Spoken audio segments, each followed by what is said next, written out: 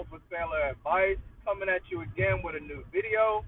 And this time I'm gonna be talking about how to not how to not get labeled a dirtbag. So first I'm gonna start off with the definition, and second I'm gonna go in how you become called a dirtbag inside the Navy. All right. So a dirtbag is somebody who's always complaining, who you ask them to do work, they do half the fucking work. They stink. They don't do their laundry. They don't do what's been told to them. They're always skating. They're always late. They never shave. The uniform is wrinkly. And basically, that's how you get labeled a dirtbag. So I'm gonna give you an example of a couple guys from my division. Get my shirt together. From my division that were labeled dirtbags. All right. So we have this guy named, let's just call him McDonald. So McDonald shirt looked like it just came out his laundry bag. Smelled like all types of ass. Smelled like all types of sweat. And you know it's an ABS, so it smelled like all types of fuel. So you come in with more lines than a tiger on your goddamn jersey. Going to muster, you come 10 minutes late, barely brushing your teeth. You got a fucking 5 o'clock shadow on your face. You know, this is what he did every day. And the thing with McDonald's, he always stinks. And his biggest problem was his foot odor. All right, guys. And you know, in my last video, I talked about this. People with foot odor, how it's the worst thing that you can have in the Navy. It's fucking bad foot odor because of those. So this is how you get labeled a dirtbag. All right. Be just if you want to be like McDonald, go ahead, knock yourself out. You know, but you'll never get good evals. You'll never get promoted. You'll always do the shitty work. You do all the painting, all the scraping of the non-skid. You know, you'll stay after work a little bit later than everybody else. You know, you're gonna do all the shitty jobs. See, that's what happens when you become a dirtbag. You're gonna always go cranking. You know, you're always gonna be working on the men's decks. You know, your division is not gonna want you, so they're always gonna send you off to somebody else, to another division, so you become their problem. You know what I'm saying? And that's not what you want being in the Navy. You know, that's not what you want. I was known at first, my first year and a half or so, known as being somebody who was a little too vocal, somebody who used to always cause problems, somebody who used to always cause issues. My division did exactly what I just told you guys. Ship my ass out. Ship my ass to cranking. Ship my ass to security. You know what I'm saying? And I really hated it.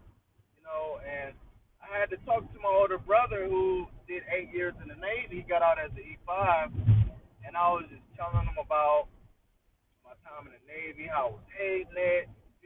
I even put in the early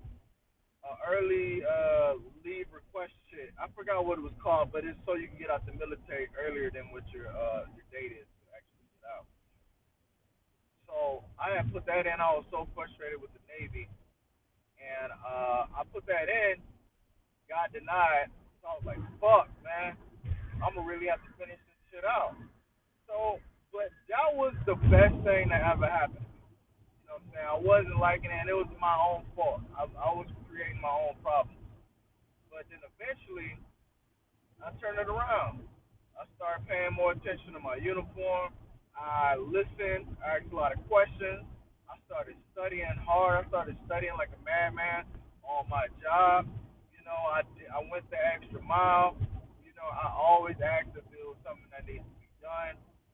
And that's what they want. That's what the Navy wants. They want they want to get annoyed of you for a good reason. They want to get annoyed of you for the person who's always asking for something to do. The person always trying to get shit done. You know what I'm saying? That's what they want. That's what they want. And That's how you're gonna prosper in the Navy. You know what I'm saying? That's how you're gonna prosper. That's how you transition from being a dirtbag to being somebody of substance in the Navy. You know what I'm saying? So being labeled a dirtbag is the worst thing you can actually be called. And the thing is, you might can be able called a dirtbag in front of like airmen and E3 and below, and maybe even some of your third classes. But once it gets a whiff that the second classes, first classes, and the chiefs start calling you a dirtbag, that's when you fucked up. All right, that's when you fucked up, and that's when your career is gonna be fucking shit. All right, so do not make it get to that point. Do not make it get to the point where the khakis know you're a piece of shit. You know what I'm saying? Keep that shit on a lower pay grade, lower ranking members, and let them fix it. You know what I'm saying? But once it started getting up to the first class, because you know the first class are hand in hand with the chiefs, that topic or that word about you will get spread to them. All right? So do not get caught up in the dirtbag scene. I know at first when you first come in, a lot of people they get discouraged. You know, sometimes they get mentally defeated because of the tedious work and going off to the working parties on the ship and all that type of shit. You know, and it can suck. It can suck for at least a good year and a half, 2 years on your first contract in the military. But you got to learn how to stride past that. The better you do at the beginning, the better off you're gonna be on your first contract, where you don't have to do all that tedious shit. All right. So just know that. All right, guys.